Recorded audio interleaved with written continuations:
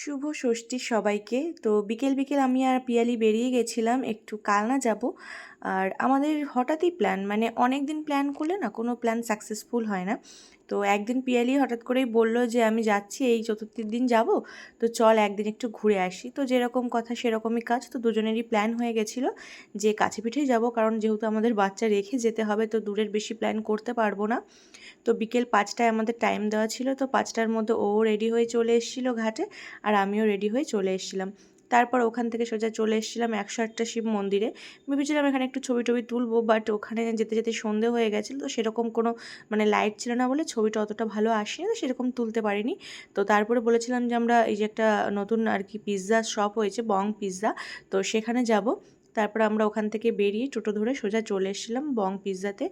তো তারপরে ওখানে ঢুকলাম, এখানে দাঁড়িয়ে একটু ছোট্ট করে একটু ভিডিও করে নিলাম দুজনে, অনেক ছবি টবি তুলে নিলাম। তো আমরা যেহেতু খাবার আগেই অর্ডার করে দিয়েছিলাম, তো আমাদের চলে এসেছিলো চিকেন 65। তো এটা গ্রেভি হয়েছিল, তো ভেবেছিলাম হয়তো শুকনো টাইপ কিছু হবে, বাট গ্রেভি দিয়েছিল। তো এটাই খেলাম, খাবারটা যথেষ্ট ভালো ছিল। তারপর আমরা একটা ড্রিঙ্কস অর্ডার করেছিলাম, তো সেটাও চলে এসছে, তো সেটা আমরা খাচ্ছিলাম, আর সেটাও খুবই সুন্দর ছিল। খাবারের কোয়ালিটি নিয়ে কোনো কথা হবে না। তো এখানে কিন্তু নতুনই ওপেন হয়েছে, আর আমরাও নতুন, আমরাই গেছি এখানটাতে, তো আগে যাইনি।